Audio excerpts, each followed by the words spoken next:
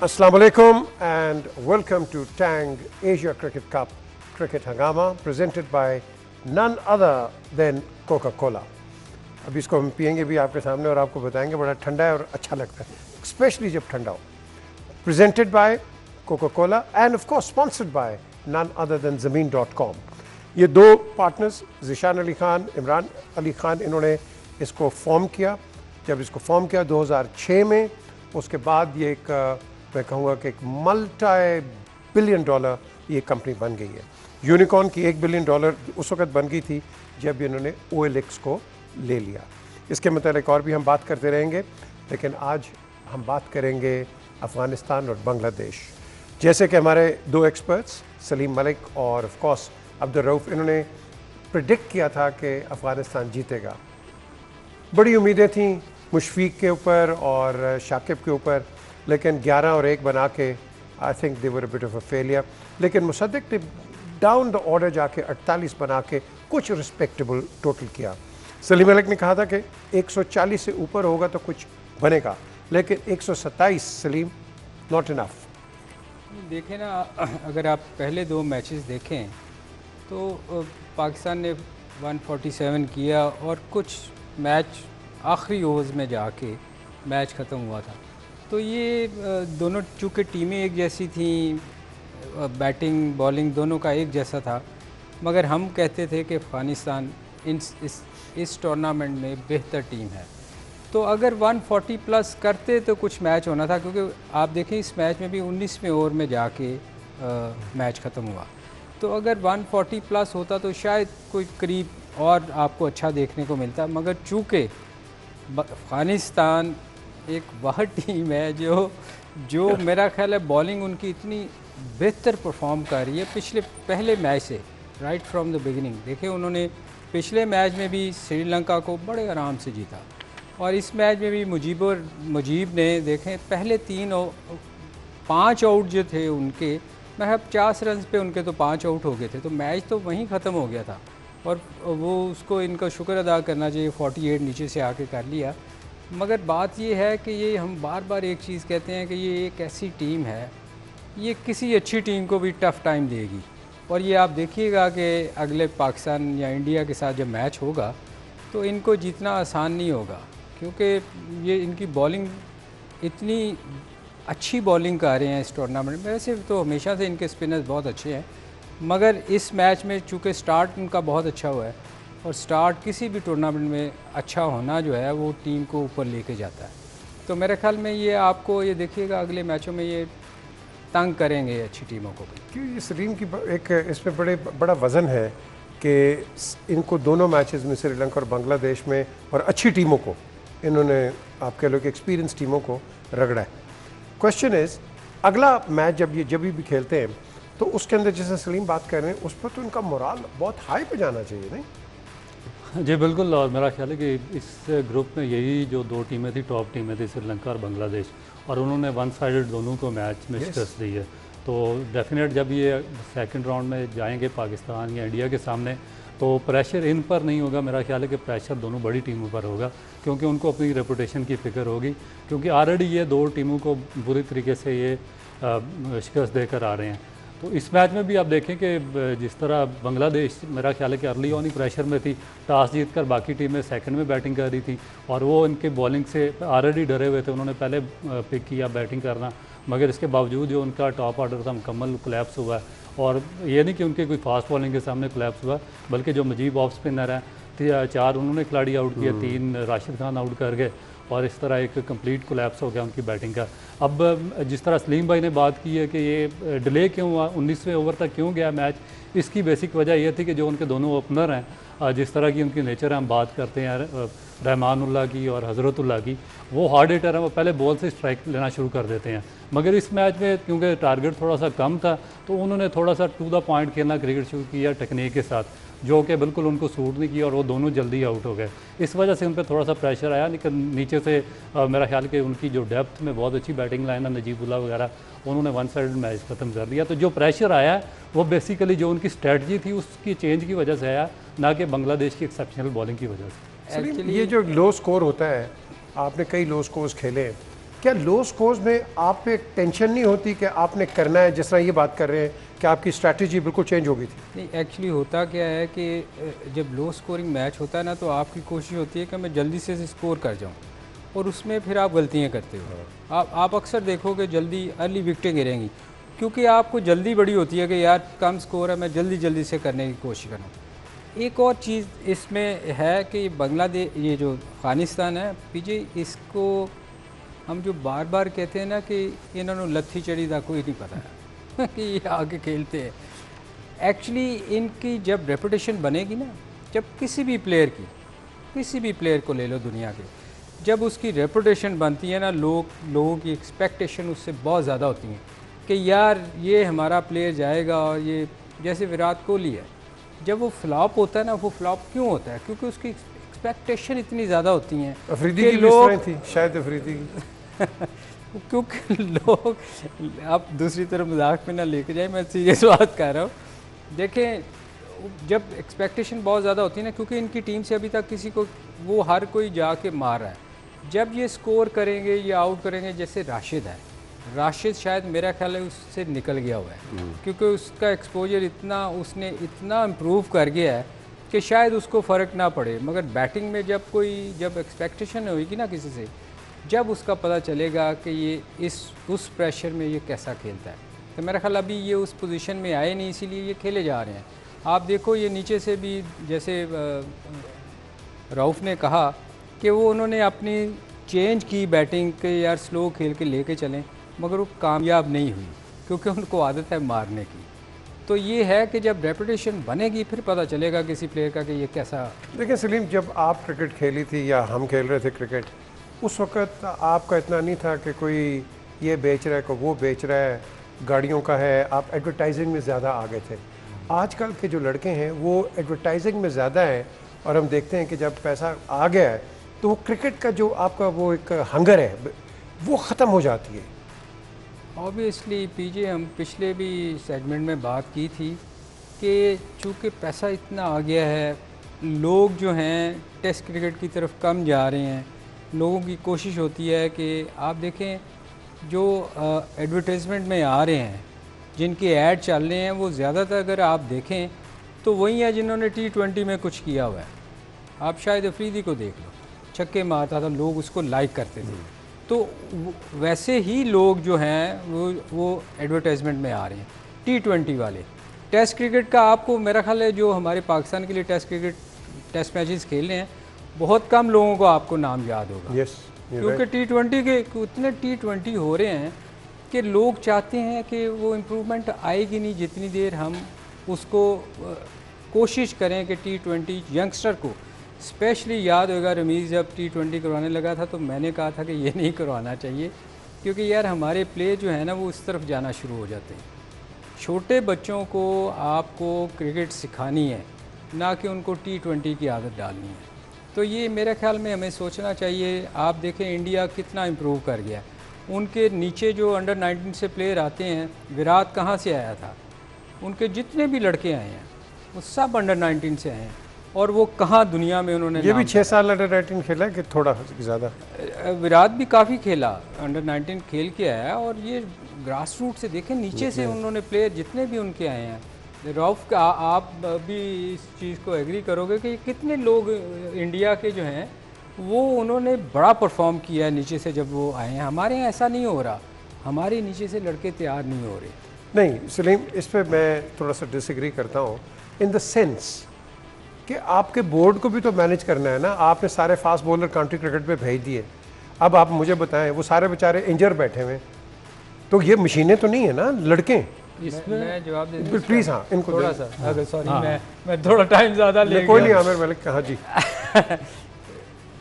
Sorry यार। मैं उस दिन भी मैंने कहा था कि ये आप काउंटी क्रिकेट, आप अपने फास्ट बॉलर्स को अगर रोकेंगे नहीं तो फिर उसका हाल अफरीदी वाला होगा, बिल्कुल शहीन का, क्योंकि वसीम और वकार जाके चूज़ करते थे मैचेस।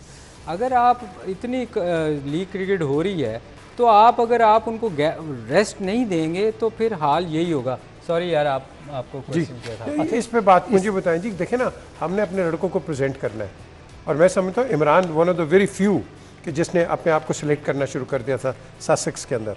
क्वेश्चन इज़ कि हम क्यों फास्ट बॉलर्स को भेजते हैं? आप आउट ऑफ, जैसे आप बड़ी सी बात की थी, आउट ऑफ फॉर्म बैट्समैन, आप उसको भेज दो, वो काउंटी क्रिकेट भी खेल देगा, फॉर्म में आ जाएगा, उसको लेकिन लेंगे नहीं, उसको देंगे। हाँ देखिए बिल्कुल, और मेरा ख्याल है कि पाकिस्तान क्रिकेट बोर्ड इसका रिस्पॉन्सिबल है और होना भी चाहिए, क्योंकि देखिए आपके जो 5 जो प्रीमियर फास्ट बॉलर थे सारे के सारे इंग्लैंड में काउंटी खेल रहे हैं, और काउंटी सीज़न भी आपको पता है कि बहुत टफ होता है। आपको 4 दिन का मैच खेलना होता है, फिर नेक्स्ट दिन आपको ट्रैवल करना होता है, फिर अगले दिन फिर जाकर आपको एक 1 डे खेलना होता है, फिर उसके बाद 4 डे मैच शुरू हो जाता है। तो इसमें जब आपके प्लेयर यहाँ पर फर्स्ट क्लास क्रिकेट, फिर टेस्ट मैच क्रिकेट, और वो भी जो ऑस्ट्रेलिया के खिलाफ आपकी सीरीज़ हुई है कराची, रावलपिंडी, लाहौर की आपने पिचें देखी हैं जहाँ पर आपके ये सारे फास्ट बॉलर खेल कर गए हैं। उसके बाद फिर ये जो जितनी भी लीग्स हैं वो उन सब में ये पार्टिसिपेट कर रहे हैं। फिर जितने जो छोटी टीमें आ रही हैं जिस पे हम काफ़ी बात कर चुके हैं कि वाई नॉट जो न्यू टीमें हैं उनके खिलाफ अपने यंगस्टर्स को क्यों चांस नहीं देते, उनके खिलाफ भी इन्हीं प्लेयर्स को ट्राई आउट किया जा रहा है। और फिर किसी पे कोई रोटेशन पॉलिसी किसी की नहीं है कि किसको किस मैच में खिलाना किसको नहीं खिलाना। जो आपने प्लेयर पिक किए हुए हैं, मैनेजमेंट क्योंकि हारना नहीं चाहती है, उनको हार का खौफ है, तो वो उन्हीं प्लेयर से वो जीते जा रहे हैं। फिर आगे उसका देखेंगे जो आपने बात की है कि हम इनको क्यों फार्मेट्स में नहीं करते कन्वर्ट। आप देखेंगे सबसे जो बेस्ट एग्जांपल है वो स्टीवर्ट ब्राड की और जेम्स एंडरसन की है। और इंग्लैंड ने उनको ऐसा सेफ दिया कि वो सिर्फ और सिर्फ टेस्ट क्रिकेट खेलते हैं, उसके अलावा ना वो T20 खेलते हैं और ना ही कोई दूसरा कोई छोटा फॉर्मेट खेलते हैं, और इसी वजह से जो उनकी एनर्जी है वो सेफ रहती है। और जब टेस्ट क्रिकेट आता है तो उसमें जेम्स एंडरसन भी विकेट लेता है, स्टीवर्ट ब्राड भी लेता है, और जो 7 यंगस्टर होते हैं वो भी उनके साथ ग्रूम होते रहते हैं। अब हमारा क्या है कि हमारे पास ना तो कोई सीनियर बॉलर है जो यंगस्टर्स को कोच कर सके, ना कोई ऐसा कोई कोच है कि जो उनकी जो छोटी छोटी रिहेबिलिटेशन प्रोसेस हैं उसको बेहतर कर सके। तो यही वजह कि आपके 4 बॉलर पहले इंजरी से बाहर हो गए, जो खेल रहे हैं वो भी इंजर्ड है। चलिए जी, एक ब्रेक की तरफ चलते हैं, ब्रेक के बाद वापस आते हैं। बड़ी इंपॉर्टेंट दोनों ने इस सेगमेंट में, और भी हम बात करेंगे क्रिकेट पे आगे, India end of course Hong Kong, कौन जीतेगा ये भी, इस पर भी बात करते हैं, लेकिन सब कुछ इस ब्रेक के बाद। Welcome back to Tang Asia cricket cup हंगामा, presented by none other than Coca Cola. आपको पसंद आया कोका कोला? ज़बरदस्त। And then of course sponsored by none other than ज़मीन.com। 5,500 इनके एम्प्लॉयज़ हैं, 55 लाख इनकी हिट्स हैं, और 20,000 से ज़्यादा इनके आपके जो एजेंट्स हैं जो कि आके आपकी सर्विस करते हैं। इन्होंने टेक्नोलॉजी में भी और वर्चुअल रियलिटी में बहुत आगे चले गए, और ये इस वक्त यूनिकॉर्न की $1 बिलियन कंपनी है।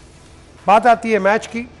इस वक्त पिच रिपोर्ट ने जो बताया है बड़ी बैरन है, उसमें कोई जान नहीं लगता है कि है, लेकिन ये तो जान तो फिर वो बॉलर्स ही लगाएंगे ना जी, क्यों? देखें आज का मैच जो है उसमें मेरा नहीं ख्याल कि कोई 1 साइडेड मैच होना है। इंडिया के आगे इस टीम का क्या चांस है? मेरा नहीं ख्याल कि कोई चांस होगा। आप क्या समझते हैं, हांगकांग का कोई चांस नहीं? आपके ख्याल में हांगकांग जीत सकती है इंडिया को? नहीं। अगर इंडिया हार जाए तो फिर अल्लाह ही हाफ़िज़ है इंडिया का। आप क्या तो बड़ी बड़ी हुई हैं? नहीं हुई तो हैं, मगर मेरा नहीं ख्याल कि उनमें इतनी एबिलिटी है कि वो इंडिया जैसी टीम को मार सके। तो अगर इंडिया पट्टियां बांध के खेले फिर? हाँ, ये एक चीज़ है कि उनकी आंखों पे पट्टी बांध दी जाए तो शायद जीत सकते हैं। देखिए आपको याद होगा कि हांगकांग सुपर 6 हुआ करता था, तो उसमें पाकिस्तान की टीम भी पार्टिसिपेट करती थी। तो ये जो लड़कियां ज़्यादातर उस जो शॉर्ट फार्मेट था उसमें ही पार्टिसिपेट करते थे, और इनमें मोस्टली जो तादाद है हांगकांग के प्लेयर्स में वो पाकिस्तानी, इंडियन और श्रीलंकन है। जो इनके कैप्टन है नज़ाकत खान, वो भी पाकिस्तानी हैं, बड़े अच्छे बैट्समैन थे लाहौर के। उसके बाद एक Yasir Murtaza left arm spinner हैं इनके, और रावलपिंडी से थे। पाकिस्तान में बड़ा लंबा अर्सा फर्स्ट क्लास क्रिकेट खेली है उन्होंने, और यहाँ पे काफ़ी रिकॉर्ड था। एक टाइम पर पाकिस्तान के कैंप में भी उनको बुलाया गया था। और इसी तरह आफ्ताब और दूसरे जो लड़के हैं वो भी पाकिस्तानी हैं, अच्छे प्लेयर्स हैं।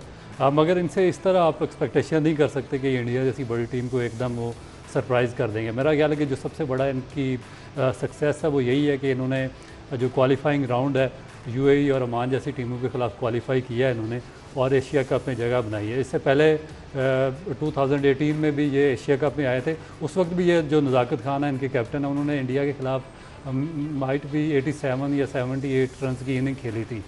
तो प्लेयर ये कब की बात है? ये 2018 में। अच्छा, लेकिन ये जो इन्होंने बड़ी इंपॉर्टेंट बात की सलीम, कि पाकिस्तान में जो सरप्लस या हिंदुस्तान में सरप्लस प्लेयर्स होते हैं, कोई यूएई चला जाता है, कतर, ओमान, मस्कत और अबू धाबी, दुबई, वहाँ खेलता है। और हमने अमेरिका में भी देखा है, सहारा कप में कितने निकले यहाँ से गए हुए। तो ये हांगकांग के अंदर भी जो बात कर रहे हैं। नहीं, मगर पीजे आप ये देखो ना, इनमें हमेशा वहाँ से जो जाके खेलते हैं उनको बेचारों को यहाँ चांस नहीं मिलता, अनलेस के ताहिर जो साउथ अफ्रीका में खेला है, उसको भी यहाँ नहीं मिला। मगर आप ये देखो, ये वहाँ जाके काम करते हैं, ये बेचारे फुल टाइम क्रिकेट नहीं खेलते। सही कह रहे हैं आप शारजा में देख लो, बहुत सारे हमारे दोस्त थे जो मेरी क्लब के थे, वो जाके वहाँ बेचारे सारा साल काम करते थे या क्लब क्रिकेट थोड़ी बहुत खेलते थे।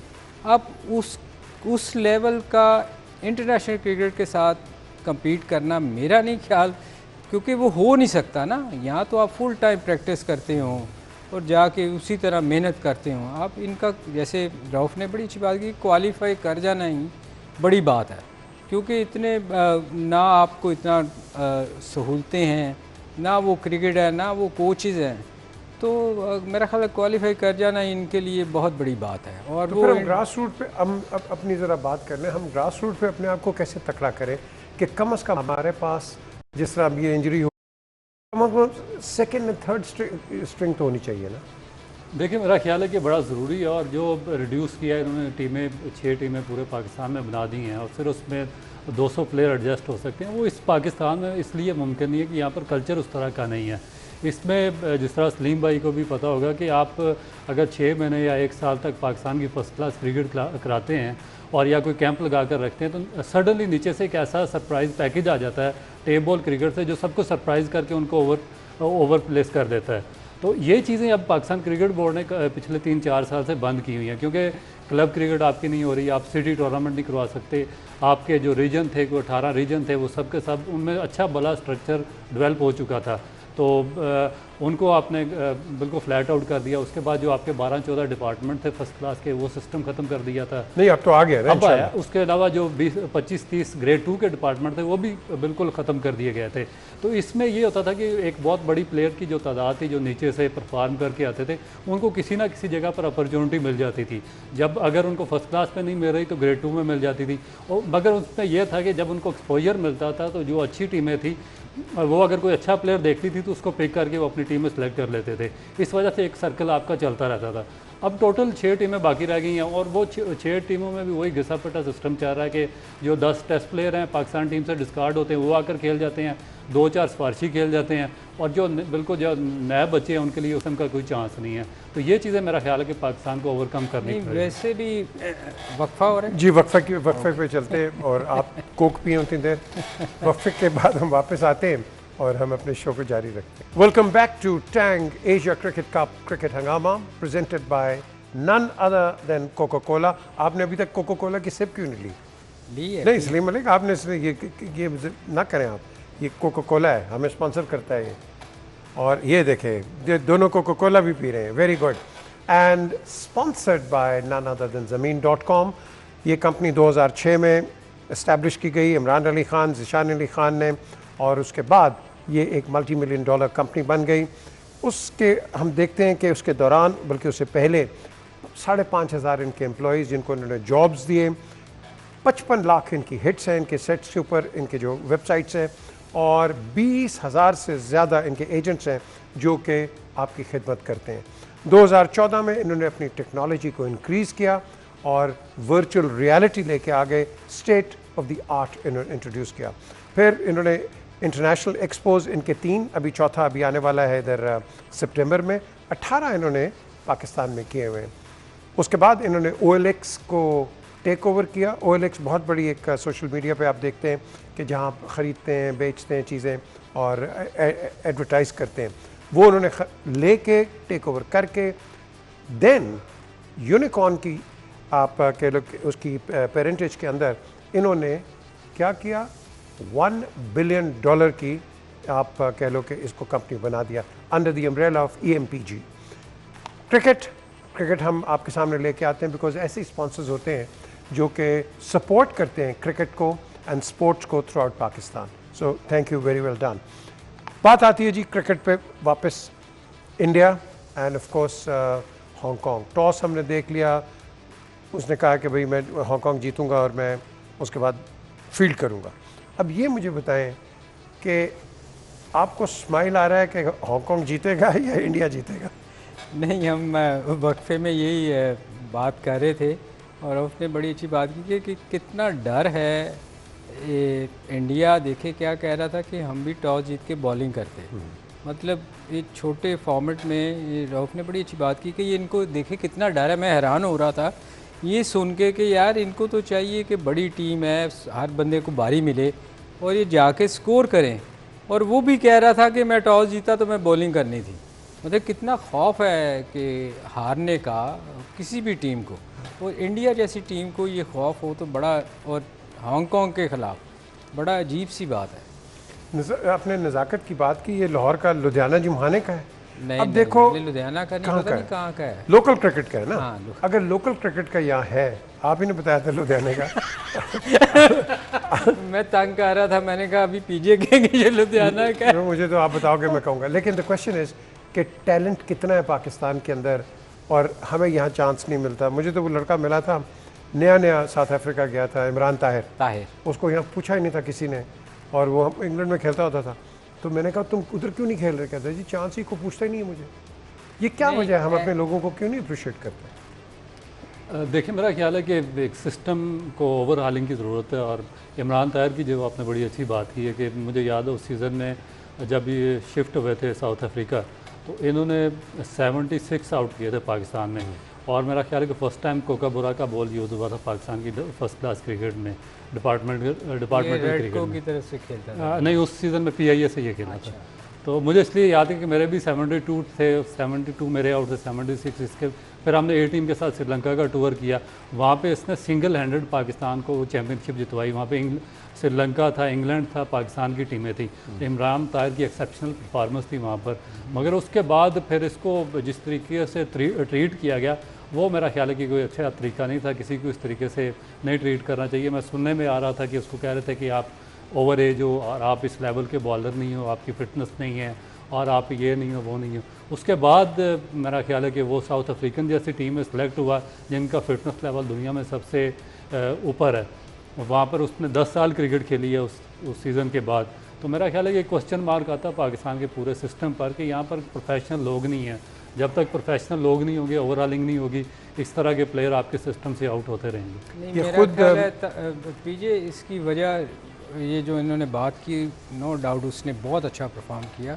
मगर होता क्या है पाकिस्तान में कि जो बंदा पाकिस्तान टीम में खेल रहा होता है ना, उसको तो आपको याद होगा कि अब्दुल कादिर और मुश्ताक थे, उनको रिप्लेस करना ना, ये हमारे यहाँ बड़ा रवाज है कि हम चांस नहीं देते। जब एक बंदा खेल रहा होता है ना, टीम में सेट होता है, तो हमें पता नहीं, वो शायद लॉबीज़ कामकारी होती हैं। आप देखो ना, हमेशा से हुआ है कि वो किसी दूसरे बंदे को फिर अंदर इन होने नहीं देते।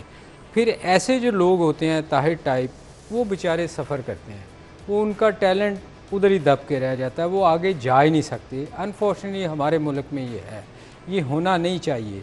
आप देखें ना, उसने श्रीलंका में जैसे ये बता रहे हैं सिंगल हैंडेडली मैचेस जीते, और फिर उस पर क्या लगा कि ये इसकी एज बहुत ज़्यादा है।